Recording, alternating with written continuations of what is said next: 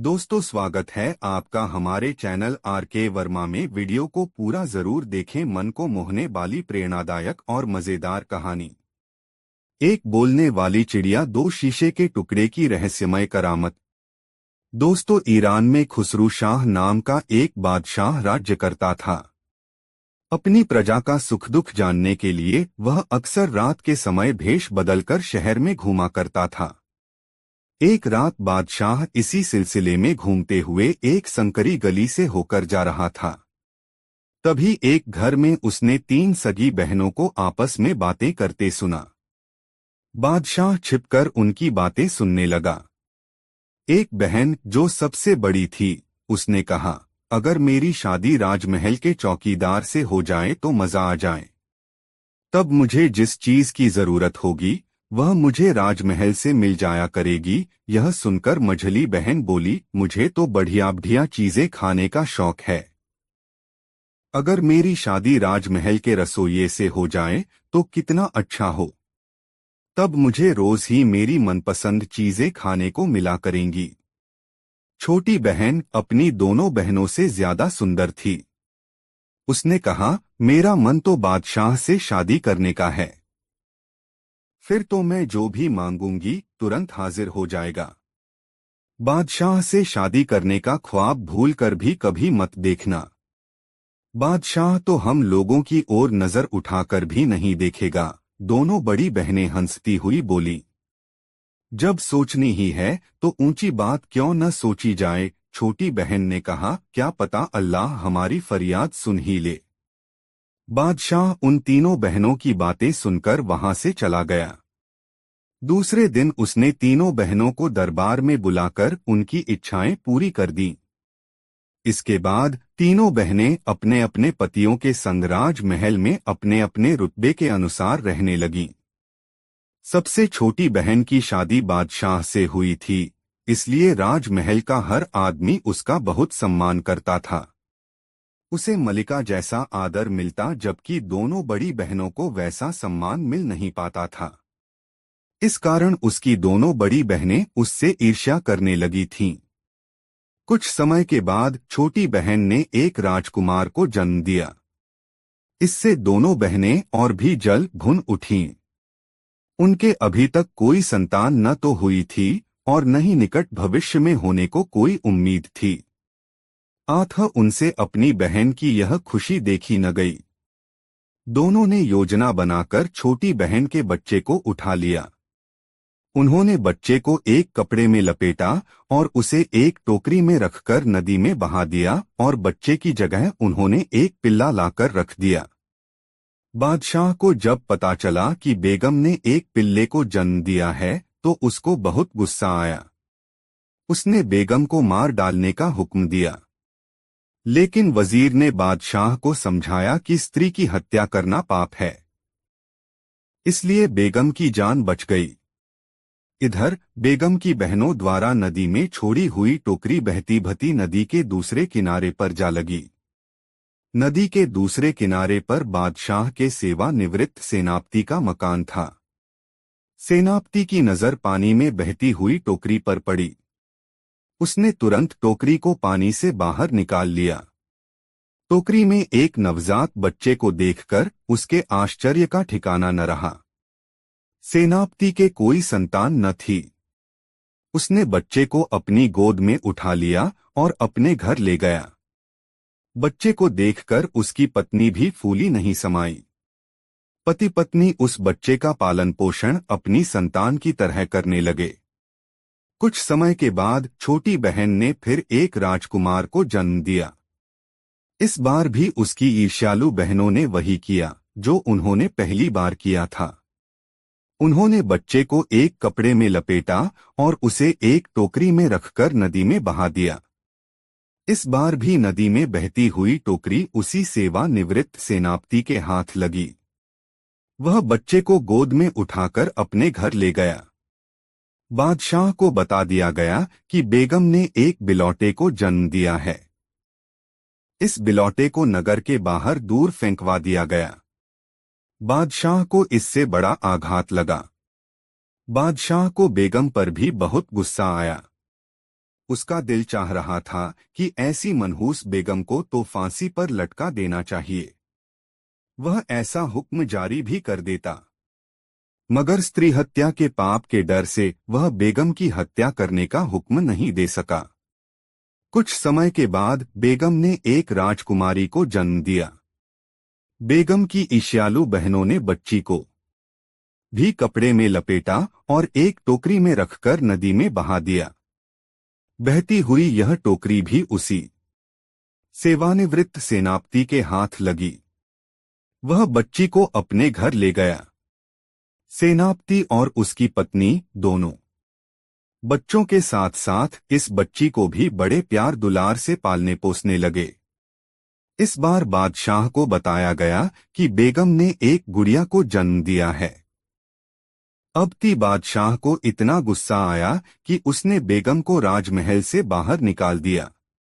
नसीब की मारी बेगम बेचारी एक पुरानी मस्जिद के पास झोंपड़ी बनाकर रहने लगी। उसकी दोनों बड़ी बहनें छोटी बहन की दुर्दशा देखकर बहुत खुश हुई। उधर निवृत्त सेनापति और उसकी पत्नी ने अपने पुत्रों में से एक का नाम बहमन और दूसरे का नाम परवेज रखा था। वे अपनी बेटी को परिजादा के नाम से पुकारते थे। तीनों बच्चे बहुत बुद्धिमान और बहादुर थे। उनके लिए अच्छी से अच्छी शिक्षा की व्यवस्था की गई थी। पढ़ाई के साथ साथ घुड़सवारी और अस्त्र शस्त्र चलाने की भी उन्हें तालीम दी गई थी। सेनापति और उसकी पत्नी अपने बच्चों की प्रगति से खुश थे। वे उनकी अच्छी परवरिश से पूर्ण रूप से संतुष्ट थे। सेनापति अब बूढ़ा हो गया था। इसी बीच एक दिन उसकी मृत्यु हो गई। कुछ समय के बाद उसकी पत्नी भी खुदा को प्यारी हो गई। सेनापति और उसकी पत्नी ने अपने बच्चों को उनके जन्म के बारे में कभी कोई बात नहीं बताई थी। तीनों बच्चे सदा सेनापति और उसकी पत्नी को ही अपने माँ बाप समझते रहे।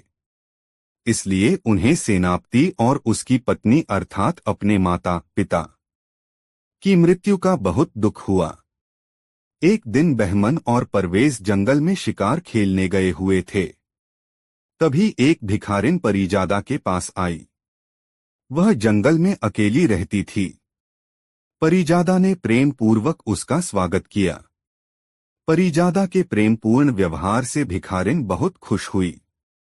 उसने परिजादा से कहा, बेटी तुम्हारा बगीचा बहुत सुंदर है, पर इसमें 3 अद्भुत चीजों की अब भी कमी है।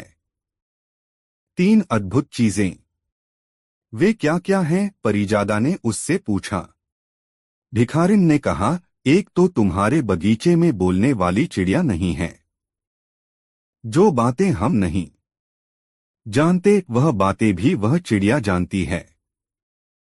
वह हमारे हर सवाल का जवाब दे सकती है। वाह! परिजादा यह जानकर बड़ी ही रोमांचित हुई। फिर उसने पूछा, और दूसरी अद्भुत चीज क्या है? इस बगीचे में गाने वाला पेड़ नहीं है। इस पेड़ की डालियों और पत्तों से हमेशा सुरीला संगीत निकलता रहता है, बूढ़ी भिखारिन ने बताया। अच्छा, और तीसरी अद्भुत चीज क्या है? परिजादा ने पूछा।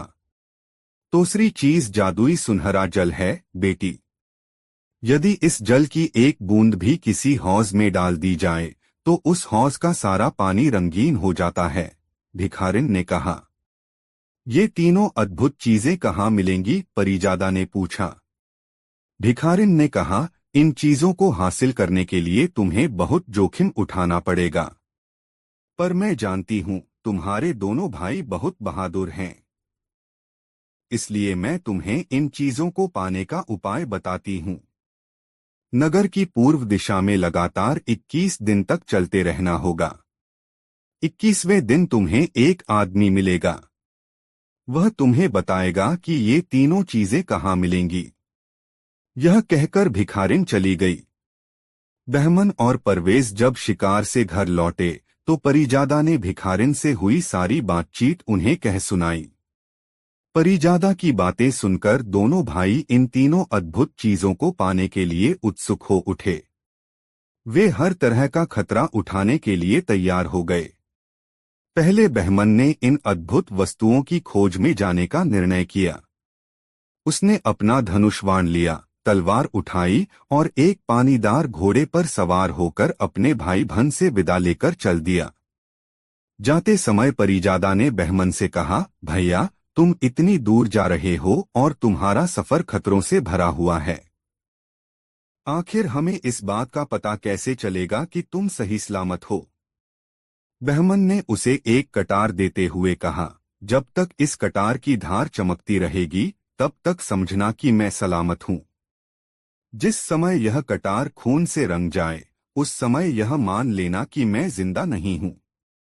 फिर बहमन ने अपने घोड़े की लगाम ढीली कर दी और उसे दौड़ाता हुआ पूर्व दिशा की ओर निकल गया। वह लगातार 20 दिन तक पूर्व दिशा में सफर करता रहा। 21वें दिन बहमन की भेंट एक बूढ़े आदमी से हुई। वह बूढ़ा नाटे कद का एक बड़ा ही बदसूरत आदमी था। उसके नाखून बहुत बड़े बड़े थे और उसकी दाढ़ी जमीन को छू रही थी। बहमन ने बूढ़े को सम्मान सहित सलाम किया और उसे अपनी यात्रा का प्रयोजन बताया। बूढ़ा उसकी बात सुनकर व उसका दृढ़ निश्चय देखकर बेहद खुश हुआ। उसने उसकी हिम्मत की सराहना करते हुए उसकी सफलता की कामना की। बूढ़े आदमी ने बहमन को एक गेंद देते हुए कहा, लो, यह गेंद लो। इस गेंद को जमीन पर फेंक दो और इसके पीछे पीछे चलते जाओ। यह गेंद लुढ़कती लुढ़कती तुम्हें एक पहाड़ी के पास ले जाएगी। जब यह गेंद पहाड़ी की तलहटी में पहुंचेगी तो अपने आप रुक जाएगी। वहां तुम घोड़े से उतरकर पहाड़ पर चढ़ना शुरू कर देना। आगे जाने पर तुम्हें कुछ काली काली भयानक आकृतियां दिखाई देंगी और डरावनी आवाजें सुनाई पड़ेंगी। यदि तुमने पीछे मुड़कर देखा तो तुम तुरंत काली चट्टान बन जाओगे। यदि तुम पहाड़ी की चोटी पर पहुंचने में सफल हो गए तो तुम उन तीनों अद्भुत वस्तुओं को पा जाओगे। उस बूढ़े आदमी को धन्यवाद देकर बहमन आगे बढ़ गया। उसने बूढ़े आदमी की दी हुई गेंद को जमीन पर लुढ़का दिया। गेंद लुढ़कती हुई आगे बढ़ने लगी। बहमन ने लुढ़कती हुई गेंद के पीछे अपने घोड़े को लगा दिया। गेंद लुढ़कती लुढ़कती एक पहाड़ की तलहटी में पहुंचकर रुक गई। बहमन की खुशी का ठिकाना न रहा। वह घोड़े से उतरकर पहाड़ पर चढ़ने लगा। ज्यों-ज्यों वह आगे बढ़ता गया उसे भयानक आकृतियां दिखाई देने लगीं। तरह तरह की डरावनी आवाजें सुनाई देने लगीं। वे कह रही थीं, अरे बेवकूफ, अपनी जान देने पर क्यों तुला है? क्या तुम्हारे बाल बच्चे नहीं हैं? तुझे अपनी जान प्यारी हो तो वापस लौट जा। ठीक है, अगर यह नहीं मानता तो पकड़ लो इसे और इसके टुकड़े टुकड़े कर डालो। खून खौल उठा। वह इस तरह की धमकी बर्दाश्त करने का आदी नहीं। यह सुनकर बहमन का खून था। उसने चुनौती दी, हिम्मत हो तो सामने आ जाओ। इस तरह कायरों की तरह दूर से क्यों बकवास कर रहे हो? तभी पीछे से आवाज आई, अगर तुम में हिम्मत है तो तुम ही आ जाओ न इधर। बहमन नई उम्र का नौजवान था। उसे लगा कि इस ललकार का जवाब न देना कायरता होगी। ललकार सुनकर बूढ़े आदमी की चेतावनी भी भूल गया और गुस्से से लाल पीला होकर तेजी में पलटा, मगर गर्दन पीछे घुमाते ही वह काली चट्टान में परिवर्तित हो गया। इधर परवेज और परिजादा अपने भाई के लौटने का उत्सुकता से इंतजार कर रहे थे। वे दोनों उसके लिए इतने अधिक फिक्रमंद थे कि दोनों ही उसकी सलामती की दुआएं मांगते रहते और दोनों ही हर समय कटार के पास मौजूद रहते। एक दिन वे बुरी तरह चौंक पड़े। उस दिन बहमन की दी हुई कटार अचानक खून से रंग गई। परवेज और परिजादा समझ गए कि बहमन किसी दुर्घटना में जान गंवा बैठा है। दोनों जोर जोर से रोने लगे और इस सदमे के कारण बेहोश हो गए। कुछ देर के बाद जब उन्हें होश आया तो परवेज ने अपने भाई को ढूंढ निकालने का निश्चय किया। परिजादा ने उसे रोकने की बहुत कोशिश की पर उसने परिजादा की एक न सुनी। उसी समय वह अपने घोड़े पर सवार होकर पूर्व दिशा की ओर निकल पड़ा। परवेज का भी वही हाल हुआ जो हाल वहमन का हुआ था। वह भी काली चट्टान बन गया। परिजादा ने देखा कि कटार फिर खून से सराबोर हो गई है। अब वह फूट फूट कर रोने लगी। उसको ख्वाहिश पूरी करने की कोशिश में उसके दोनों भाई अल्लाह को प्यारे हो गए थे। कुछ देर बाद जब वह स्वस्थ हुई तो उसने मन ही मन प्रण किया, अब मैं जाऊंगी मौत के इस सफर पर। मैं वह करामाती चीजें ही नहीं, अपने दोनों पराक्रमी भाइयों को भी जिंदा लेकर वापस लौटूंगी। परिजादा ने घर की देखभाल करने का काम एक नौकर को सौंप दिया। इसके बाद वह भी अपने भाइयों की तरह धनुष बाण और तलवार लेकर तेज दौड़ने वाली एक अरबी घोड़ी पर सवार होकर निकल पड़ी। परिजादा ने नगर की पूर्व दिशा में चलते हुए 20 दिन की यात्रा पूरी कर ली। 21वें दिन सुबह परिजादा की भेंट उसी बूढ़े आदमी से हुई। बूढ़े आदमी को यह समझते देर नहीं लगी कि यह लड़की वहमन और परवेज की बहन है। उसने उसके भाइयों के साथ हुए हादसों के बारे में उसे बताया और सलाह दी कि वह व्यर्थ में खतरा मोल लेने का साहस न करे और वापस लौट जाए। मगर परिजादा इरादे की पक्की थी। वह तो आज जान हथेली पर लेकर निकली थी। वह दृढ़ प्रतिज्ञा करके निकली थी कि या तो वह वे तीनों अद्भुत चीजें और अपने भाइयों को लेकर लौटेगी या स्वयं भी वहीं दफन हो जाएगी। परिजादा ने कहा, बाबा, आपकी सलाह के लिए धन्यवाद, लेकिन यदि मैं अपने भाइयों को वापस लाने में सफल नहीं हो सकी तो मुझे काली चट्टान बन जाने में खुशी होगी। परिजादा का दृढ़ निश्चय देखकर बूढ़ा आदमी चकित रह गया। उसने उसे भी एक गेंद दी और वही बातें दोहराई जो पहले उसके भाइयों के समक्ष दोहरा चुका था। दोस्तों, वीडियो को एक लाइक जरूर करें। परिजादा ने उसका शुक्रिया अदा किया और आगे बढ़कर निर्देश के अनुसार गेंद रास्ते पर लुढ़का दो।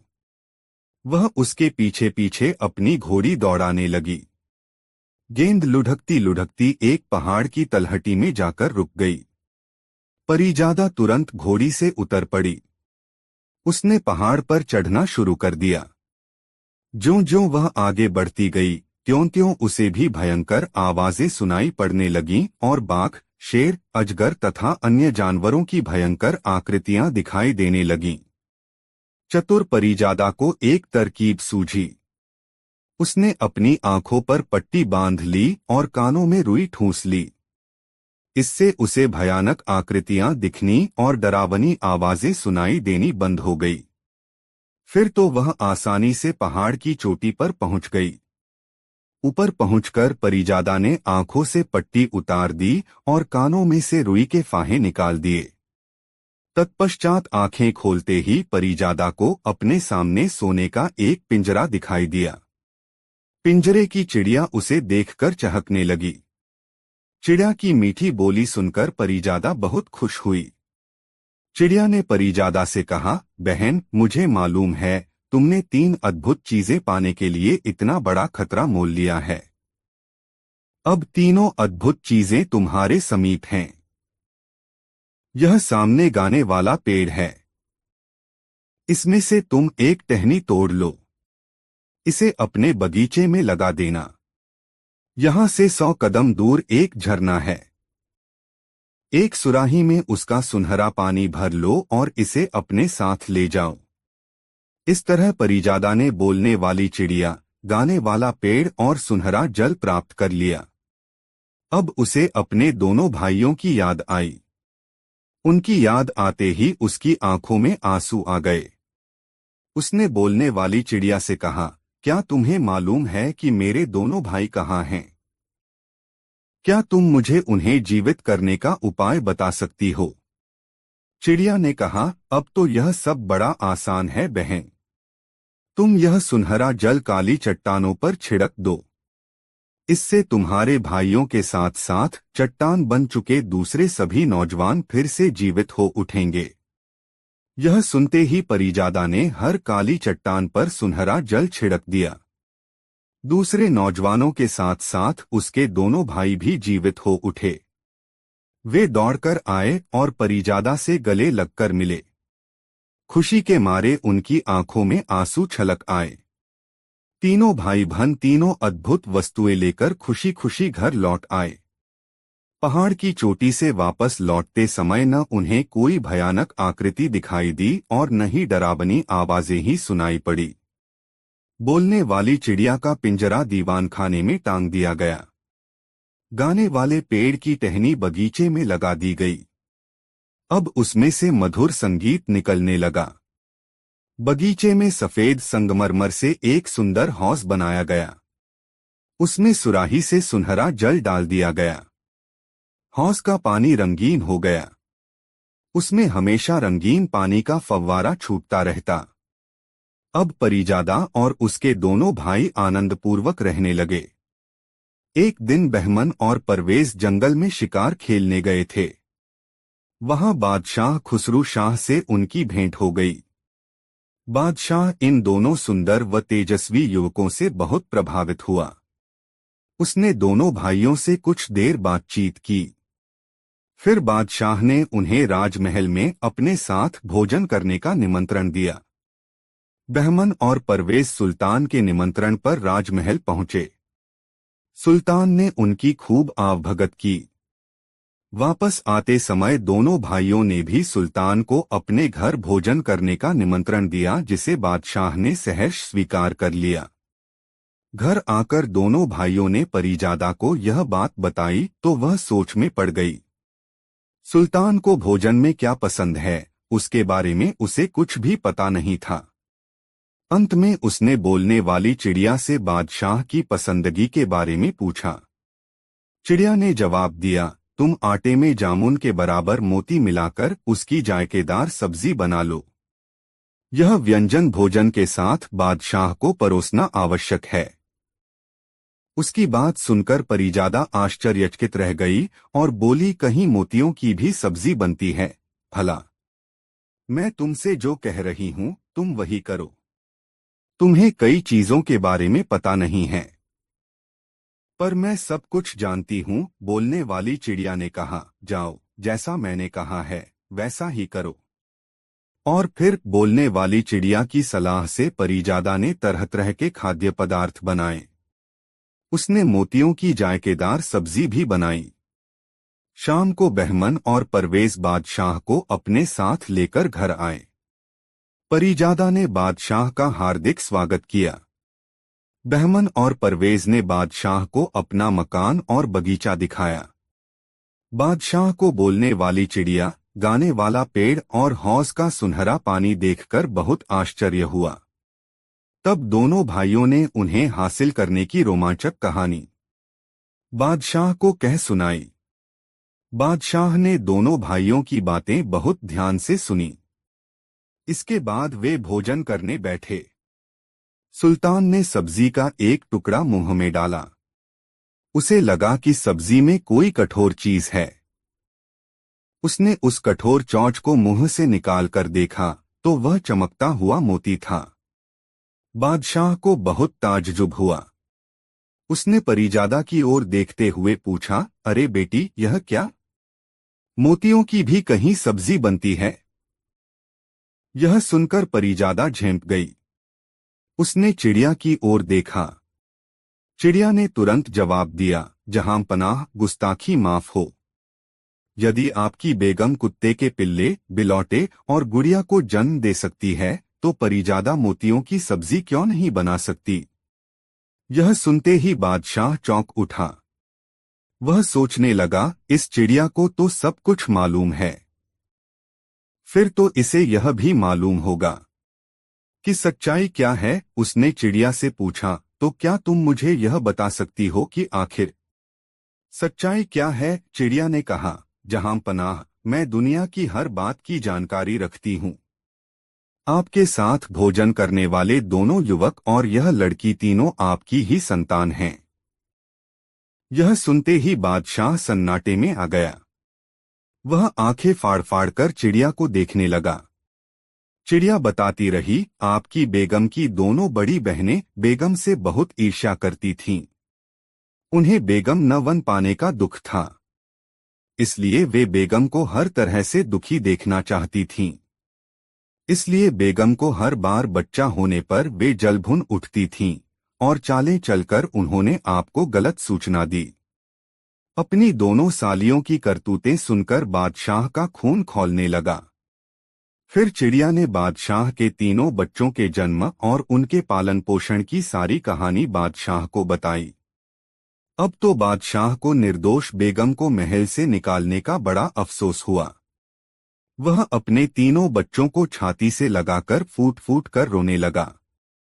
इसके बाद बादशाह तुरंत मस्जिद के पास वाली झोंपड़ी में जाकर बेगम से मिला और बेगम से गलती के लिए माफी मांगी। बेगम को सच्चाई का पता चला तो उसकी खुशी का ठिकाना न रहा।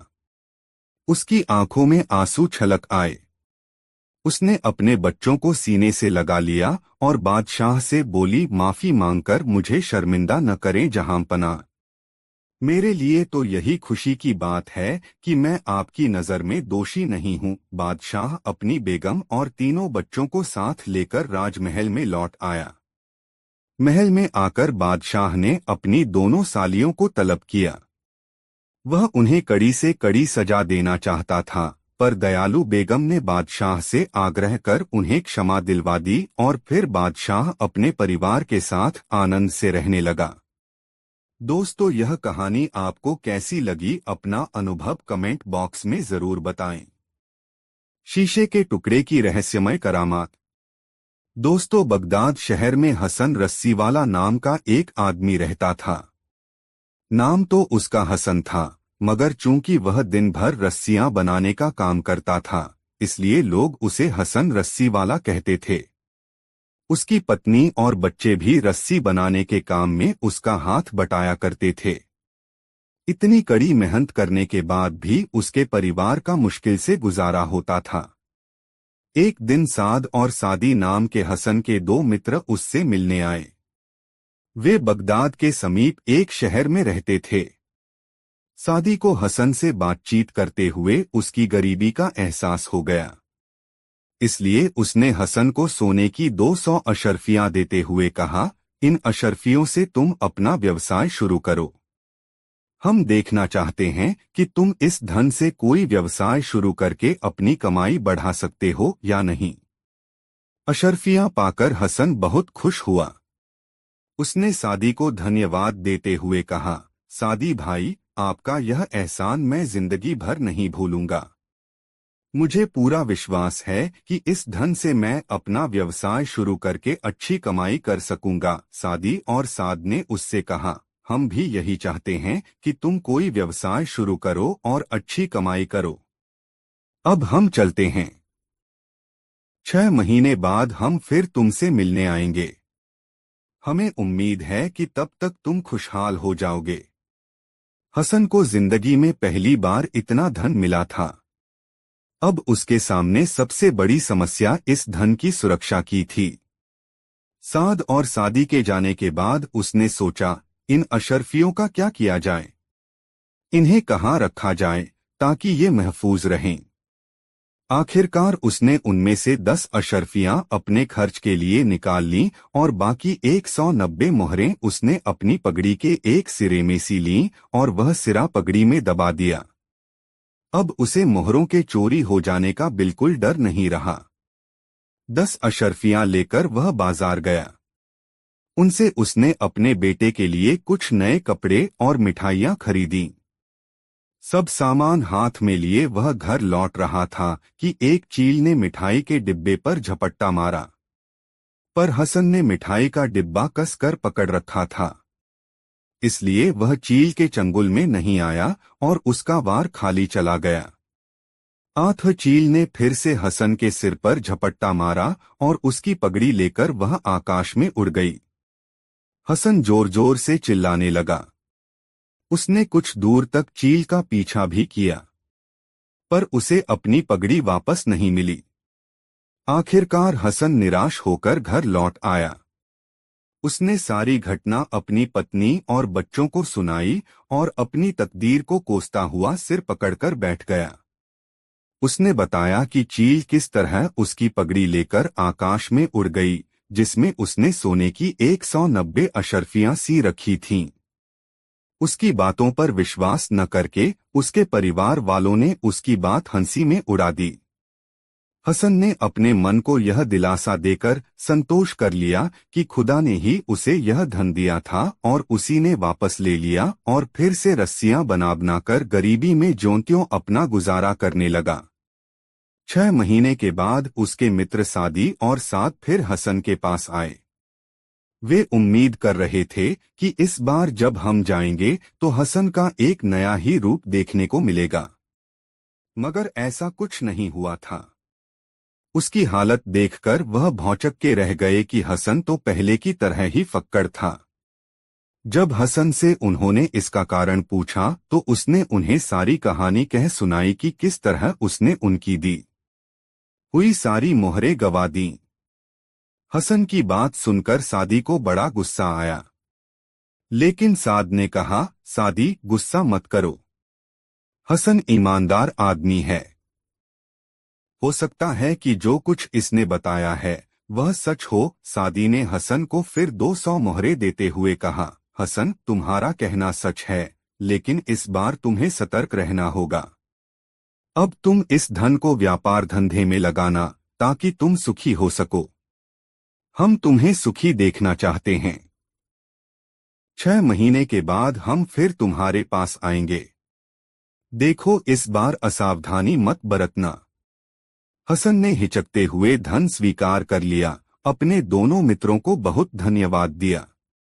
उनके जाने के बाद हसन ने 10 मोहरें अपने पास रखकर बाकी 190 मोहरें एक पोटली में बांध दीं। वह सोचने लगा कि इस पोटली को कहाँ रखा जाए। तभी उसे एक उपाय सूझा।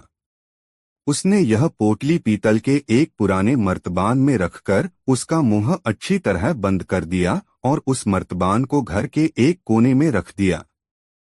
हसन ने अब पटसन की रस्सियों का व्यवसाय करने का निश्चय किया। इसके लिए पटसन खरीदने वह अपने साथ 10 मोहरें लेकर बाजार गया।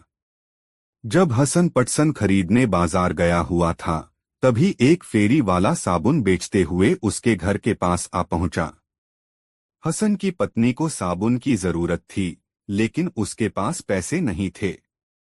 इसलिए उसने घर के कोने में बेकार पड़ा पीतल का मर्तबान फेरी वाले को देकर उसके बदले साबुन ले लिया। फेरी वाला पीतल का मर्तबान लेकर चला गया। हसन जब पटसन खरीद कर घर लौटा, जो अकस्मात उसकी नजर घर के कोने की ओर गई। वहां रखे मर्तबान को नदारद देखकर वह चौंक पड़ा। उसने अपनी पत्नी से पीतल के मर्तबान के बारे में पूछताछ की। उसकी पत्नी ने कहा, वह मर्तबान तो पुराना हो चुका था, हमारे किसी काम का नहीं था, इसलिए मैंने उसे फेरी वाले को देकर उसके बदले में साबुन खरीद लिया है। देखो उस पुराने मर्तबान के बदले उसने मुझे कितना सारा साबुन दिया है। अच्छा किया न मैंने। हसन यह सुनकर आगबूला हो उठा, अरे बेवकूफ, उस मर्तबान में सोने की 190 अशर्फियां थीं। तुमने मर्तबान बेचने के पहले उसे खोलकर देखा भी नहीं कि उसमें क्या है। साबुन के बदले वह मर्तबान देकर तुमने अपने नसीब को धो डाला। यह सुनकर हसन की पत्नी सन्न रह गई। उससे इतना भारी अपराध हो गया था कि वह फूट फूट कर रोने लगी। बाद में हसन और उसकी पत्नी ने उस फेरी वाले की बहुत तलाश की, पर उसका कहीं पता नहीं चला। हार थककर हसन ने अपनी तकदीर को कोसते हुए कहा, खुदा को शायद यही मंजूर था। अब वह और भी ज्यादा मेहनत और लगन से रस्सियां बनाने के काम में जुट गया। मगर उसका जीवन मेहनत मजदूरी और गरीबी से भरपूर ही रहा। लाख कोशिशों के बाद भी वह इतना नहीं कमा पाया कि 2 पैसे बचा सके। इसी प्रकार फिर तेजी से 6 महीने गुजर गए। 6 महीने के बाद सादी और साद फिर हसन से मिलने आए। उन दोनों को देखकर हसन का सिन शर्म से झुक गया। उसकी आंखों से आंसू बहने लगे। अब उन्हें वह क्या जवाब दे। उसके दोस्त समझ गए कि इस बार भी कोई अनहोनी हो गई है। फिर उन्होंने हसन को दिलासा देकर पूछा कि किस्सा क्या है। रोते रोते उसने सारी कहानी सादी और साद से कह सुनाई। इस बार हसन पर गुस्सा होने के बजाय सादी सोच में पड़ गया। उसने कहा, हसन, तुम्हारी ईमानदारी के प्रति हमें जरा भी संदेह नहीं है, पर यह समझ में नहीं आता कि आखिर तुम्हारे साथ बार बार ऐसा क्यों हो रहा है। साद ने सादी से कहा, सादी भैया, तुम यह समझते हो कि किसी को धन देकर तुम उसको तकदीर बदल सकते हो, लेकिन तुम्हारा यह सोचना गलत है। धन के बिना भी आदमी की तकदीर बदल सकती है। सादी ने कहा, साद, मेरा जो सोचना था मैंने वैसा किया और अपनी कोशिश भी करके देख ली। अब तुम अपनी बात सिद्ध करके दिखाना चाहो तो दिखा सकते हो। ठीक है। साद ने जमीन पर पड़ा हुआ शीशे का एक टुकड़ा उठाकर हसन को देते हुए कहा, लो हसन, अगर खुदा की मर्जी होगी तो शीशे के इस टुकड़े से भी तुम्हारी गरीबी दूर हो सकती है। इसलिए तुम शीशे के इस टुकड़े को संभाल कर रखना। हम 6 महीने के बाद फिर तुम्हारे पास आएंगे और देखेंगे कि तुम्हारा क्या हाल है। इसके बाद साद और सादी वहां से चले गए। हसन की गली में ही एक मछुआरा रहता था। वह मछलियां पकड़ने के लिए एक जाल बना रहा था। जाल बुनने के लिए उसे शीशे के एक टुकड़े की जरूरत पड़ी। रात का समय था। बाजार की सभी दुकानें बंद हो चुकी थीं। यदि रात को ही जाल तैयार न हो पाता तो मछुआरा सुबह मछलियां पकड़ने नहीं जा सकता था। इसलिए मछुआरे ने पास पड़ोस वालों से पूछताछ की, पर उसे किसी के पास शीशे का टुकड़ा नहीं मिला। अंत में वह हसन के पास आया। हसन को साद द्वारा दिए शीशे के उस टुकड़े की याद आई। उसने खुशी खुशी शीशे का वह टुकड़ा मछुआरे को दे दिया। शीशे का टुकड़ा पाकर मछुआरा बहुत खुश हुआ। उसने हसन का आभार मानते हुए कहा, हसन, मैं वादा करता हूं कि कल मेरे जाल में जो भी पहली मछली फंसेगी वह तुम्हारी होगी। इसके बाद मछुआरा शीशे का टुकड़ा लेकर अपने घर गया और रात भर में उसने जाल तैयार कर लिया। अगले दिन मछुआरा जाल लेकर समुद्र में मछली पकड़ने गया। उस दिन उसके जाल में खूब मछलियां फंसी। यह देखकर मछुआरे की खुशी का ठिकाना न रहा, मगर अपने वादे के अनुसार पहली मछली उसने अलग ही रखी हुई थी।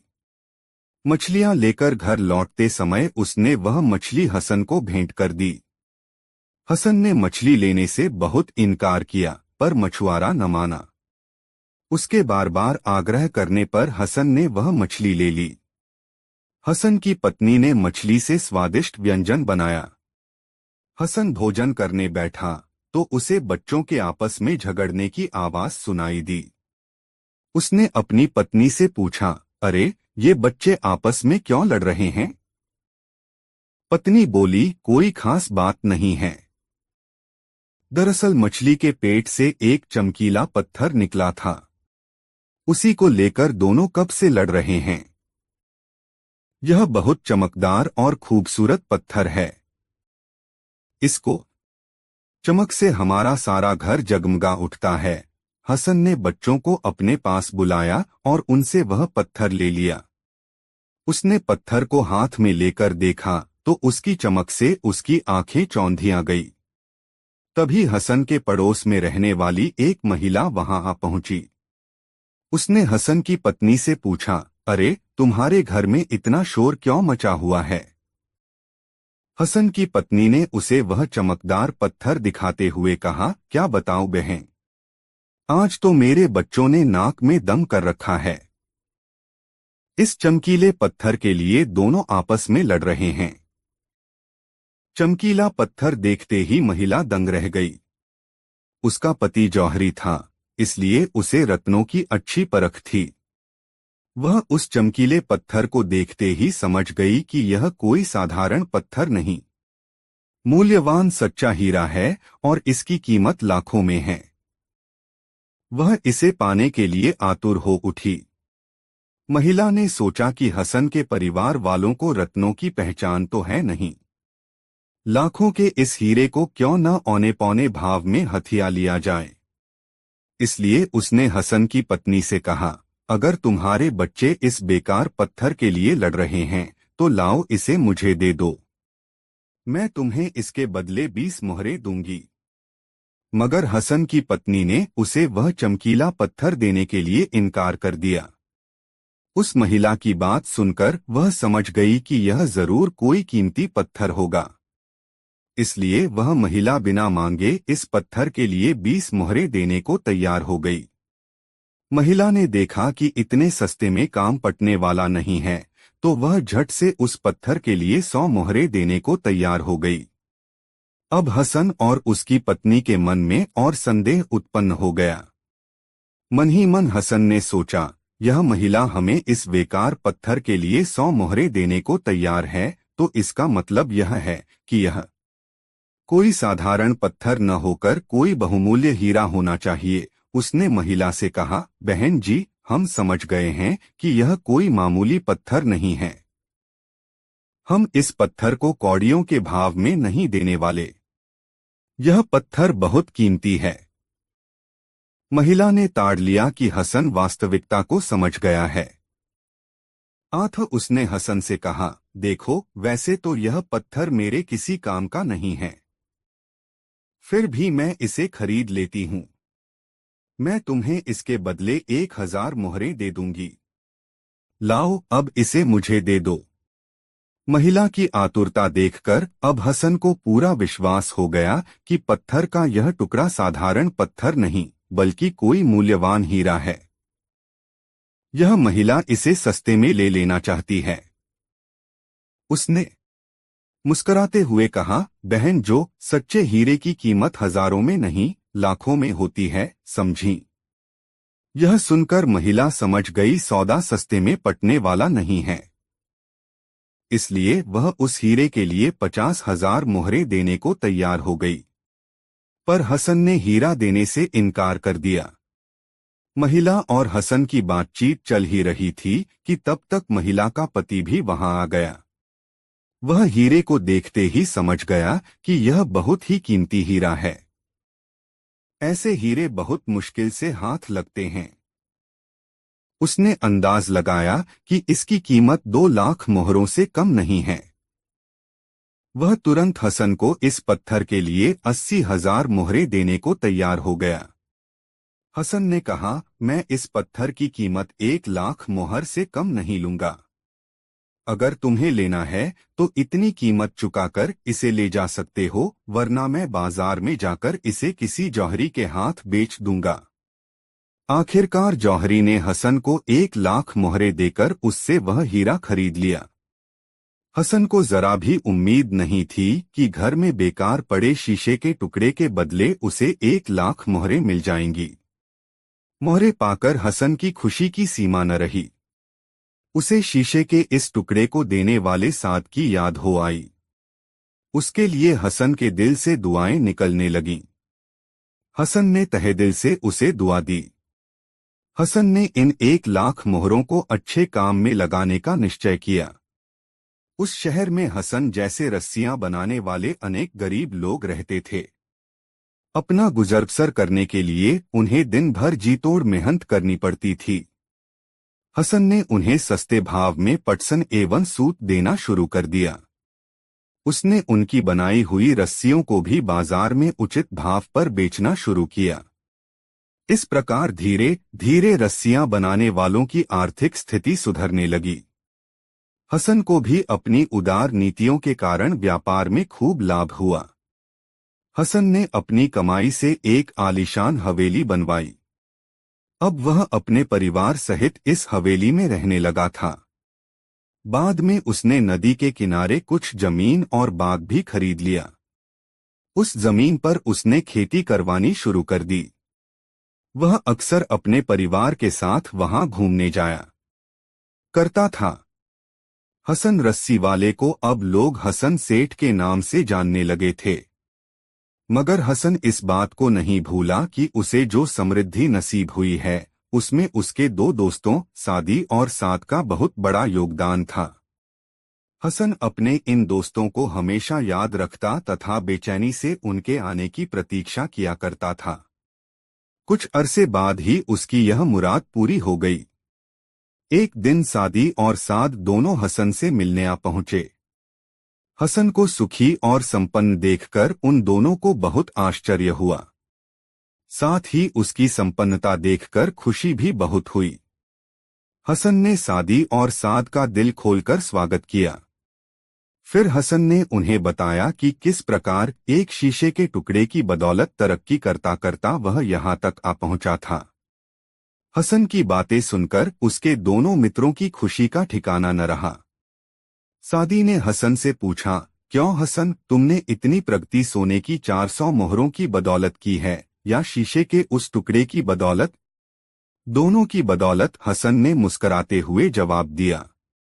वह कैसे? सादी ने आश्चर्य से पूछा। फिर कहा, वह अशर्फियां तो तुम यूं ही गवा चुके थे ना। यह सच है मित्रों कि वह अशर्फियां में यूं ही गवा बैठा था, मगर मेरी बात भी सच है। अब सुनो कि सच कैसे है। हसन ने कहा, आपने मुझे 2 बार 200 सोने की मोहरें दी थीं, मगर उनमें से हर बार मैं केवल 10-10 मोहरें ही काम में ला पाया। बाकी मोहरें तो यूं ही चली गई। अगर मैंने इन मोहरों को न गवाया होता तो न साद मुझे शीशे का वह टुकड़ा देते और न ही मेरी किस्मत चमकती। सादी ने साद से कहा, साद भाई, तुम्हारा कहना सच है कि किसी को धन देकर उसकी तकदीर नहीं बदली जा सकती। मैं तुम्हारी इस बात से सहमत हूं कि पैसा कमाने के लिए खुदा की मेहरबानी और अपनी तकदीर दोनों का होना जरूरी है। दोस्तों, यह 2 मजेदार और प्रेरणादायक कहानी आपको कैसी लगी कमेंट में जरूर बताएं। ऐसी और नई मजेदार कहानी सुनने के लिए हमारे चैनल आरके वर्मा को सब्सक्राइब जरूर करें। वीडियो देखने के लिए धन्यवाद।